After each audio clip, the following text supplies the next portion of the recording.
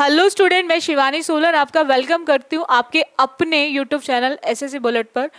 आज हम इस क्लास के अंदर करने वाले क्लोज टेस्ट। जैसे कि आप बच्चे जानते हो कि क्लोज टेस्ट की बात करें तो क्लोज टेस्ट एक बहुत ही इम्पॉर्टेंट क्वेश्चन है, आपके हर बॉन्ड एग्जाम्स के अंदर ज़रूर आता है। अगर मैं प्री की बात करूँ सीजीएल की, तो हमेशा आपके प्री एग्जाम में आपका क्लोज टेस्ट का क्वेश्चन फिक्स है जो 5 क्वेश्चंस लेकर आता है। ठीक है, आज हम बहुत ही इंपॉर्टेंट क्वेश्चंस करने वाले हैं आपके अपकमिंग एग्जाम सीजीएल 2023 के लिए। ठीक है, जैसे कि मैंने बहुत सारी क्लासेस ऑलरेडी एसएससी बुलेट पे ले चुकी हूँ, जिसके अंदर मैंने आपको समझाया है कि क्लोज टेस्ट क्या होता है। ये एक सिंपल सा इनकम्प्लीट पैराग्राफ होता है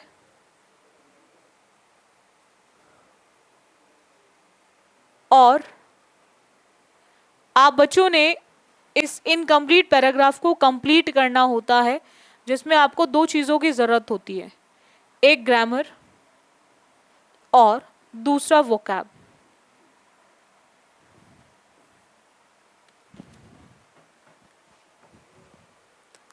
स्टार्ट करते हैं सेशन को। सीजीएल प्री का ही है। Telling someone something that you admire about them can be called a random act. किसी भी पर्सन को किसी भी चीज़ के बारे में बताना जिसको आप बहुत ज़्यादा एडमायर करते हो, आप बहुत ज़्यादा क्या करते हो, पसंद करते हो, उस चीज़ की तारीफ करने को, बताने को, ये एक रैंडम सा एक्ट होता है। Dash kindness. काइंडनेस मतलब होता है कि ऐसे लोग जिनमें दया भरी हुई होती है, that is kindness. Kind hearted लोग, जो दयालु लोग होते हैं, उनके अंदर क्या भरी होती है, दया भरी होती है। ठीक है, तो उनको बोलते हैं हमारा काइंडनेस। अब यहाँ पर पॉइंट आता है कि हम इन का यूज करेंगे, विद का यूज करेंगे, फ्रॉम का या फिर ऑफ का। तो अब आप बच्चों को ध्यान रखना है कि हम बात कर रहे हैं कि वो काइंडनेस का एक्ट है, काइंडनेस में नहीं, काइंडनेस का एक्ट है। और जब हम एक्ट की बात करेंगे और हम काइंडनेस के साथ उसको कनेक्ट करेंगे तो हम यूज करेंगे ऑफ का। किसका यूज करेंगे बच्चों? ऑफ का। हम किसका यूज करेंगे? ऑफ का। नेक्स्ट आते हैं। आफ्टर दैट उसने बोला it takes almost no, it takes almost no dash yet it pays enormous dividends. कहीं ना कहीं वो आपका बिल्कुल भी नहीं लेता। यानी कि अगर आप किसी भी चीज़ को एडमायर करते हो तो ये आपकी कहीं ना कहीं दयालुता का एक काम है, और इस काम को करने में आपको कुछ भी नहीं करना पड़ता। क्या? आपको एफर्ट। क्या नहीं करना पड़ता? एफर्ट, जिसको आप प्रयास कहते हैं। कोई हमें प्रयास नहीं लगाना, हमें कुछ अलग से नहीं करना। अटेम्प्ट, एग्ज़ाम दे रहे हो, आप एग्ज़ाम को अटेम्प्ट कर रहे हो। ठीक है, वर्क जो काम होता है आपका। वेंचर की बात करें तो वेंचर का सीधा सीधा मतलब होता है, जैसे कि आप बच्चों ने देखा होगा, सभी का अपना एक वेंचर होता है, सभी का अपना, जैसे वेंचरिंग से याद रखेंगे जोखिम उठाना। ठीक है, तो सबका अलग अलग होता है। नेक्स्ट आते हैं, थर्ड की बात करें। Many people dash their entire lives wishing that others. बहुत सारे ऐसे लोग हैं जो कहीं ना कहीं अपने पूरे जीवन को क्या करते हैं? स्पेंड करते हैं, स्पेंड करते हैं, हैव बीन स्पेंडिंग या had spent. Have been spending ये हमारा कॉन्टिन्यूस एक्शन विद टाइम के साथ आता है। परफेक्ट कॉन्टिन्यूस है, ये हमारे परफेक्ट कॉन्टिन्यूस में आता है। और परफेक्ट कॉन्टिन्यूस यानी कि वो भी प्रेजेंट का, वो भी प्रेजेंट का, प्रेजेंट परफेक्ट कॉन्टिन्यूस। और प्रेजेंट परफेक्ट कॉन्टिन्यूस का यूज़ हम प्रोग्रेसिव एक्शन के लिए करते हैं, लेकिन बच्चों वहाँ करते हैं जहाँ हमें टाइम दिया होता है सिंस या फोर के साथ। तो हमें क्लियर है, यहाँ पर हम प्रेजेंट परफेक्ट कॉन्टिन्यूस एक्शन का यूज़ नहीं करेंगे। हैड स्पेंट की बात करें, स्पेंड होता है जैसे बिताना, ये फर्स्ट फॉर्म है, और इसकी सेकेंड एंड थर्ड फॉर्म होती है बच्चों स्पेंट। इसकी सेकेंड एंड थर्ड फॉर्म होती है स्पेंट, सेकेंड भी और थर्ड भी स्पेंट होती है। ठीक है, अब आपको ध्यान रखना है, हम हैड स्पेंट का यूज करते हैं वहाँ जब भी आप पास्ट परफेक्ट की बात करते हैं, जब भी आप पास्ट परफेक्ट की बात करते हैं, वहां आप यूज करेंगे हैड के साथ स्पेंट यानी कि वर्ब की थर्ड फॉर्म, हैड के साथ स्पेंट यानी कि वर्ब की थर्ड फॉर्म। लेकिन ये वहां यूज होगी बच्चों जब आप पास्ट के कंप्लीटेड एक्शन की बात करेंगे, ठीक है। तो यहाँ हम किसी कंप्लीटेड एक्शन की बात नहीं कर रहे हैं, तो यहाँ पर हैड स्पेंट नहीं आ सकता। स्पेंट का यूज होता है जो एक बार कंप्लीट हो गया यानी कि पास्ट इंडेफिनिट में, बिकॉज ये है वर्ब की सेकेंड फॉर्म, और इसका यूज होगा पास्ट इंडेफिनिट में। बट यहाँ पर हम वन टाइम एक्शन कंप्लीटेड की बात नहीं कर रहे हैं, तो यानी कि हम यहाँ पर इसका भी यूज नहीं करेंगे। तो हम किसका यूज करेंगे, दैट इज फर्स्ट। स्पेंड का यूज होता है प्रेजेंट इंडेफिनिट में, प्रेजेंट इंडेफिनिट में, जहाँ यूनिवर्सल हो, जर्नल हो, ट्रुथ हो, है ना, तो उस केस में हम यूज करते हैं वर्ब की फर्स्ट फॉर्म, और फर्स्ट फॉर्म में एस और एस। बट हम यहाँ पर पीपल देख रहे हैं, पीपल मतलब प्लूरल, और प्लूरल के केस में वर्ब की कौन सी फॉर्म आएगी, फर्स्ट फॉर्म। तो इसलिए हम क्या यूज करेंगे बच्चों, स्पेंड का यूज करेंगे। इतना क्लियर हो गया आप सभी को, हम किसका यूज करेंगे, स्पेंड का यूज करेंगे। हम किसका यूज करेंगे बच्चों, स्पेंड का यूज करेंगे। नेक्स्ट आते हैं बच्चों, नेक्स्ट की बात करें। आफ्टर दैट उसने बोला कि entire lives wishing that others would dash them, admit, acknowledge, confess या फिर कंसीड। एक्नॉलेज का मतलब होता है जब आप किसी भी चीज को, एक्नॉलेजमेंट कहीं का नहीं, आपको स्वीकार करना, किसी भी चीज को स्वीकार करना, वही एडमिट होता है। जब आप चीजों को डिनाई नहीं कर कर उसको एक्सेप्ट कर लेते हो, आप चीजों को एक्सेप्ट कर लेते हो, स्वीकार कर लेते हो, ठीक है। तो अब पॉइंट क्या आता है कि कन्फेस या फिर कंसीड। कंसीड का मतलब भी एक्सेप्ट करना होता है, चीजों को स्वीकार करना होता है, और कन्फेस का मतलब होता है कि कहीं ना कहीं आप चीजों को क्या कर रहे हो, कबूल करने का काम कर रहे हो। तो उनका यही काम होता है कि कहीं ना कहीं विश करे अदर्स को, एंड वुड कन्फेस देम, कहीं ना कहीं उनको क्या करें, कन्फेस करने के काम करें। नेक्स्ट आते हैं, expectations are more from family and friends. जो एक्सपेक्टेशंस होती हैं हमें, वो अपनी फैमिली से, अपने फ्रेंड से ज़्यादा होती हैं। Dash even compliments from strangers feel good if they are genuine. Even ऐसा भी बहुत बार हम सबके साथ हो जाता है कि अगर हमें कोई स्ट्रेंजर भी कॉम्प्लीमेंट करता है, कॉम्प्लीमेंट देने का काम करता है, तो वो भी अच्छे लगते हैं, लेकिन तभी लगते हैं जब ऐसा लगे कि वो रियल में दे रहा है, मतलब फेक नहीं है, रियल है, जेन्युइन है, तो हमें वो भी अच्छे लगते हैं। तो यानी कि इसने बोला expectations are more from family and friends. जो एक्सपेक्टेशंस होती हैं फैमिली और फ्रेंड्स से, ठीक है, आफ्टर दैट इवन कॉम्प्लीमेंट्स, और इस प्रकार जो कॉम्प्लीमेंट्स भी होते हैं। अब हम दो सेम चीजों की बात नहीं कर रहे हैं तो एंड नहीं आएगा, अनलेस आता है कंडीशन के लिए, और यहाँ पर हमें कोई भी कंडीशन नहीं दी गई है, ये कंडीशन के लिए आता है तो ये भी खत्म, और सो का यूज नहीं होगा तो बचता क्या, that is however. That is however की बात करें तो यहाँ पर fourth is the correct one. इतना क्लियर हो गया आप सभी को, चलेगा। नेक्स्ट आते हैं, leaving his car with the valet he dash the hotel and join the large crowd milling, entered, access, admitted और इन्वेडेड। इन्वेड का मतलब होता है जब कोई आप पर आक्रमण करता है, आक्रमण करना किसी भी चीज पर। एडमिटेड मतलब होता है जब चीजों को स्वीकार किया जाता है, और एक्सेस मिल जाता है चीजों का। और उसने क्या करा, ठीक है, कार छोड़ी वहीं पर वैलेट के साथ, और उसने कार होटल में क्या करेगा, वो होटल में क्या करेगा, एंटर ही करेगा, प्रवेश करने का काम करेगा। नेक्स्ट आते हैं, आफ्टर दैट उसने बोला कि and joined the large crowd milling dash, और उसके साथ उसने वहां पे क्या किया, लार्ज क्राउड उसको ज्वाइन किया, ठीक है। Milling about, aside, out, into का यूज नहीं होगा। नेक्स्ट आते, he found a bed wetting for him dash the receptionist table and took his. उसने क्या देखा बच्चों वहां पर कि कहीं ना कहीं वो वेट कर रहा है, ठीक है। He found a waiting for him, कहीं ना कहीं वेट कर रहा है। कहाँ पे कर रहा है? रिसेप्शन टेबल पर। और जब रिसेप्शन टेबल की बात करें तो वहां पर उसके लिए हम लोग क्या यूज करेंगे? एट। प्लेसिंग के लिए हम लोग क्या यूज करते हैं? बाय का यूज होता है जब परफॉर्मर की बात की जाती है। इन किसी, जैसे आप क्लास के अंदर बैठ के पढ़ रहे हो, इन।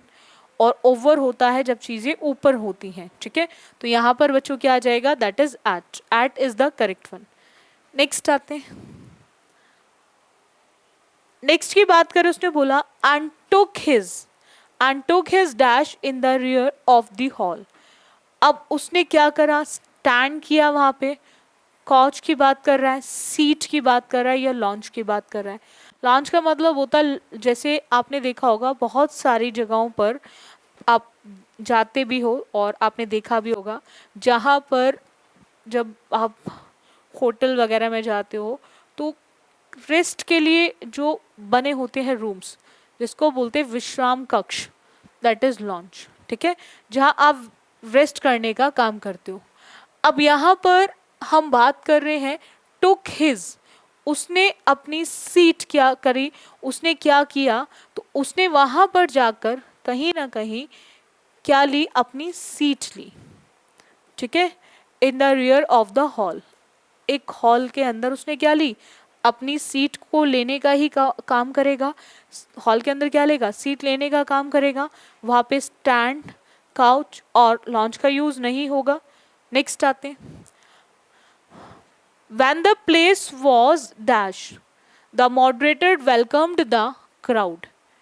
जैसे देखा उसने, जो प्लेस है वो कैसा होगा? एम्पिटी, खाली होगा। स्टफ परांठा खाते हो ना, जो फिल होता है, भरा हुआ होता है। कंप्लीटेड, पूरा। फिल का मतलब भी वही है। The When the place was dash, the moderator welcomed the crowd. जैसे ही उसने देखा कि जो प्लेस है वो किससे भर गया? भर गया, जो जगह थी वो भर गई। और वैसे ही उसने क्या करा? उसका वेलकम किया, ठीक है, क्राउड का। The moderator welcomed the crowd. अब क्राउड का कब करेगा? जब वो भरेगा, वो प्लेस उसे भरेगा। तो यहाँ पर हमारा आंसर ऑप्शन क्या आ जाएगा? फोर्थ आ जाएगा। क्या आ जाएगा बच्चों? Fourth. Fourth is the correct one. चलेगा, नेक्स्ट आते हैं। एक और देखेंगे आप सभी बच्चे।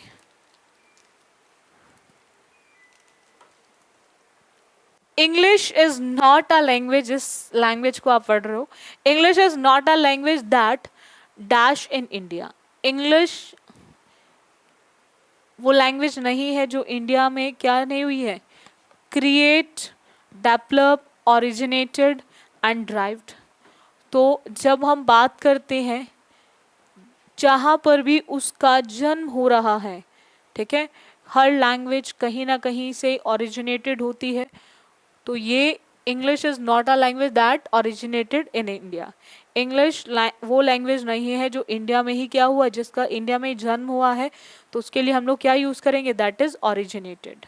क्रिएट प्रॉब्लम्स होती हैं, डेवलप चीज़ों को करते हो, डेवलपमेंट जो होता है, और ड्राइव लेना होता है, ठीक है। नेक्स्ट आते हैं। तो यहाँ पर हमारा आंसर ऑप्शन क्या आ जाएगा? ओरिजिनेटेड। नेक्स्ट की बात करें, उसने बोला है कि but it is use extensively in dash country. But कहीं ना कहीं ये जो यूज की जाती है ये कंट्री में की जाती है, ठीक है। अब कंट्री से पहले आर्टिकल ए, एन और वन, इन तीनों का मीनिंग सेम होता है, एक। तो यहां पर हम लोग क्या यूज करेंगे? द। क्या यूज करेंगे? Article the. कि but it is use extensively in the country, लेकिन ये कंट्री के अंदर क्या यूज की जाती है? Next, India comes second on the list of countries. India जो है वो कहीं ना कहीं दूसरे नंबर पर आता है देशों में। डैश मोस्ट इंग्लिश स्पीकर्स, ठीक है, albeit not as the first language. कि बहुत सारे ऐसे स्पीकर्स हैं इंडिया के अंदर। अब वहाँ पर कहीं ना कहीं बहुत सारे स्पीकर्स के साथ ये लिस्ट में दूसरे नंबर पर है इंडिया। अमंग, फ्रॉम, विद या फिर बाय। तो जब हम कहीं ना कहीं किसी पर्सन के साथ बात कर रहे हैं तो वहां पर हम क्या यूज करेंगे, विद। क्या यूज करेंगे बच्चों, विद। हम क्या यूज करेंगे, विद। अमंग का यूज होता है जब आप दो से ज्यादा लोगों की बात करते हो। फ्रॉम किसी चीज से अलग करने के लिए होता है। बाय का यूज एक परफॉर्मर को बताने के लिए होता है। तो हमारा आंसर ऑप्शन क्या हो जाएगा बच्चों, थर्ड।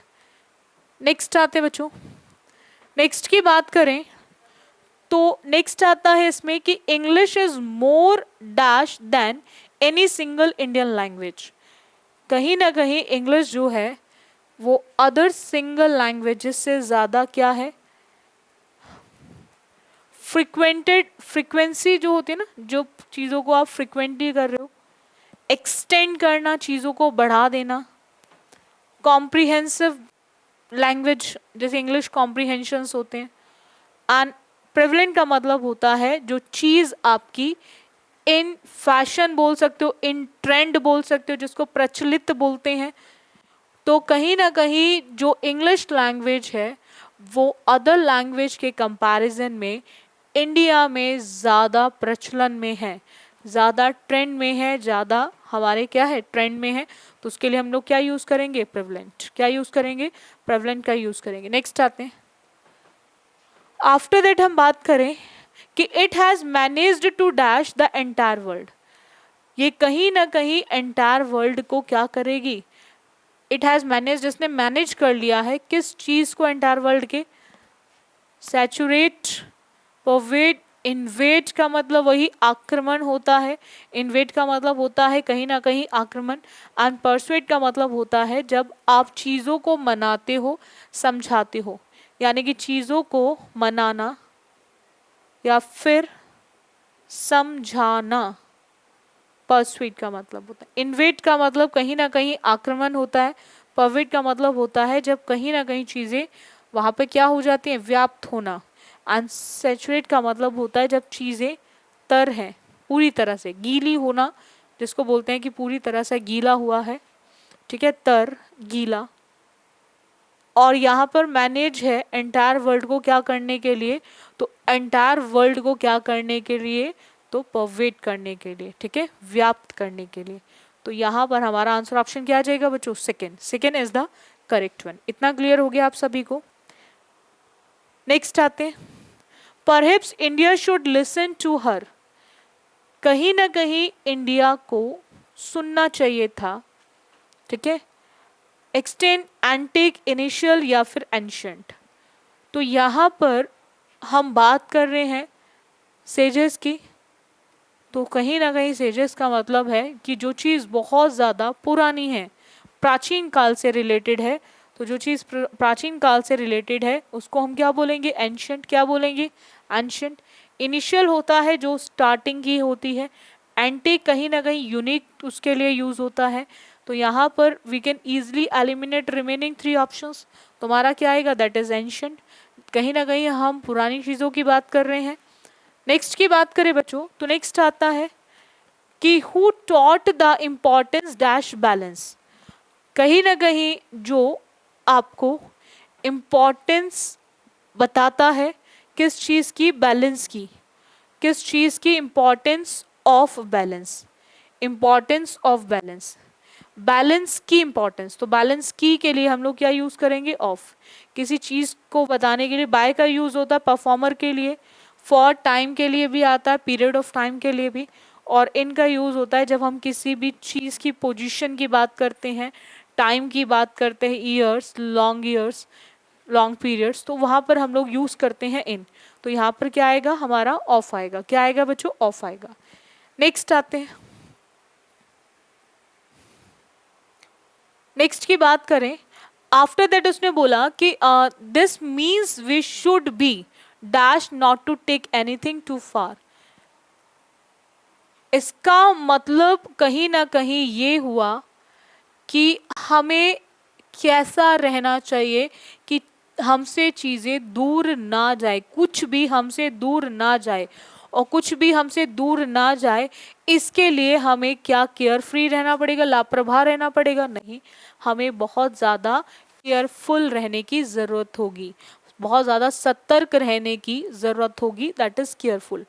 केयर टेकर होते हैं, जैसे आजकल फैमिलीज में दोनों ही जब वर्किंग में होते तो उनको एक केयर टेकर की ज़रूरत पड़ती है उनके चिल्ड्रन के लिए। तो वहाँ केयर टेकर जो केयर करने वाले होते हैं, एंड केयरलेस का मतलब लापरवाह लोग होते हैं। तो हमें ये देखना है कि कुछ भी हमसे दूर ना हो, तो उसके लिए हमें होना चाहिए केयरफुल, बहुत ज़्यादा सतर्क, अलर्ट, कॉन्शियस। ठीक है, तो हमें वहाँ पर क्या यूज़ करेंगे, केयरफुल का यूज़ करेंगे बच्चों। नेक्स्ट आते हैं, आफ्टर दैट उसने बोला anything too far dash be too radical. कहीं ना कहीं चीज़ें हमसे दूर ना हो और ना ही बहुत ज़्यादा प्रॉब्लम में हो। तो वहाँ पर जब दो चीज़ों के लिए बात करेंगे तो हम लोग क्या यूज़ करेंगे, पॉजिटिव के लिए और का यूज़ करेंगे। ठीक है, किसका यूज़ करेंगे, और का। नेक्स्ट आते हैं, आफ्टर दैट उसने बोला बच्चों यहाँ पे the unfortunate results of, the unfortunate results of, जो हमने सोचे भी नहीं थे, अचानक से जो चीज़ें होती हैं उसका रिजल्ट क्या हुआ, रिस्किंग, क्लाइंबिंग, पैंडरिंग या फिर वेंचरिंग। तो यहाँ पर क्लाइंबिंग समझते हो ना, जो क्लाइंब चढ़ने के लिए यूज होता है। रिस्क जो अभी आप बच्चे अपनी लाइफ में ले रहे हो। पाइंडरिंग का मतलब होता है कि जब आप बात करते हो किसी भी चीज़ पर सर्च करना, रिसर्च करना, किसी भी चीज़ की खोज करना, उसको बोलते हैं हमारा पाइंडरिंग। यानी कि रिसर्च या फिर सर्च, किसी भी चीज़ को ढूंढना, किसी भी चीज़ की रिसर्च करना, किसी भी चीज़ को ढूंढना। एंड वेंचरिंग की बात करें बच्चों, तो वेंचरिंग का मतलब होता है जोखिम उठाना, जोखिम, जोखिम उठाना, जोखिम उठाना।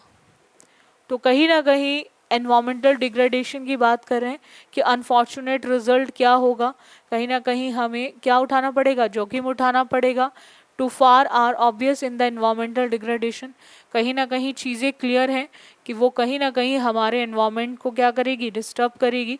तो कहीं ना कहीं डिग्रेडेशन होगा एनवायरमेंटल। तो यहाँ पर हमारा आंसर ऑप्शन क्या आ जाएगा, फोर्थ आ जाएगा। आंसर ऑप्शन क्या आ जाएगा बच्चों, फोर्थ। तो यहाँ पर आपको क्लियर हो गया अब, आई होप, कि हम किस तरह से लिखेंगे। हर एक पॉइंट को आप बच्चे उतार लिया करो, हर एक पॉइंट को उतारते चला करो, ठीक है, बहुत ध्यान से। और बाकी आप बच्चों को मैं बता दूं, जैसे बहुत सारे स्टूडेंट बहुत टाइम से वेट कर रहे थे पेड बैच के लिए, तो मैं आप स्टूडेंट को बता दूं कि आपके जो क्लासेस हैं पेड बैच, वो SSC bullet app already launch हो चुका है। आपने देखा भी होगा, मैंने एक क्लास भी ली थी, उसमें मैंने बताया भी था कि एसएससी बुलेट ऐप आ चुका है। तो आप लोग डाउनलोड कर सकते हैं ना, प्ले स्टोर पे जाकर वहाँ से एसएससी बुलेट ऐप डाउनलोड कर सकते हैं। और आपको पेड बैच जिन स्टूडेंट्स को चाहिए तो वो बैच वहाँ पर आपको मिल जाएगा, पेड बैच। ठीक है, और बाकी रेगुलर सीजीएल की मैं बात करूँ, सीजीएल 2023 की, सीजीएल 2023 के लिए एसएससी बुलेट पर मैं आपको रेगुलर मॉक टेस्ट कराऊंगी। डेली बेसिस पे एक मॉक टेस्ट होगा, एंड ये मॉक टेस्ट आपके 2023 के लिए बहुत ही इंपॉर्टेंट है। तो आपको रेगुलर मॉक टेस्ट की क्लासेस लेनी है। जो आपकी क्लासेस होंगी एसएससी बुलेट पर डेली बेसिस पे 4:15 4:15 पर होती है। ठीक है, रेगुलर क्लासेस होती है। तो आप ये हर एक मॉक टेस्ट की क्लास ज़रूर लें आप सभी बच्चे, और लग के तैयारी करें। और बाकी जिन स्टूडेंट्स ने अभी तक चैनल को सब्सक्राइब नहीं किया है, वो सभी बच्चे चैनल को ज़रूर सब्सक्राइब कर लें। और अगर क्लासेस अच्छी लगती है तो उसको लाइक और शेयर ज़रूर कर दिया करो। चैनल सब्सक्राइब के लिए मैं आपको इसलिए बार बार बोलती हूँ ताकि आपको नोटिफिकेशन मिल सके। बहुत सारे स्टूडेंट के बाद में मैसेज आते हैं कि मैम ये वाली क्लास नहीं मिली। तो आप एक चीज़ और कर लिया करो, प्लेलिस्ट पे जाके आप चेक कर सकते हो। जैसे बहुत सारे स्टूडेंट कहे कि मैम क्लोज टेस्ट की क्लासेस दीजिए, तो आप प्लेलिस्ट पे जाओगे तो आपको क्लोज टेस्ट की बहुत सारी क्लासेस मिल जाएंगी। ऐसे ही आपको पैराजंबल की क्लासेस मिलेंगी, क्योंकि कुछ टॉपिक ऐसे हैं जिसकी रेगुलर क्लासेस मिल रही होंगी। उसके अलावा वोकैब की भी क्लासेस आप प्लेलिस्ट को चेक करोगे एसएससी बुलेट पर, तो आपको उसमें मिल जाएगी वोकैब की क्लासेस। मॉक टेस्ट रेगुलर रहेंगे जब तक सीजीएल नहीं हो जाता। तो 2023 को टारगेट अगर आपने कर रखा है, तो एसएससी बुलेट का भी टारगेट अब 2023 है कि आपका कैसे भी करके 23 क्रैक हो जाए। तो आप डेफिनेटली आपके एग्जाम के अंदर बहुत हेल्प करेगा मॉक टेस्ट। अगर आपने इन मॉक टेस्ट को लगा दिया, हर एक मॉक टेस्ट को लगा लिया, तो आपके लिए 23 में इंग्लिश को निकालना आपके लिए बहुत ज़्यादा डिफिकल्ट टास्क नहीं होने वाला, हरकुलेंट टास्क नहीं होने वाला, it will be very easy for you. तो आप रेगुलर तैयारी करो, और बाकी आज के लिए इतना रखिए। So thank you student for the session, बाकी करेंगे हम नेक्स्ट क्लास में।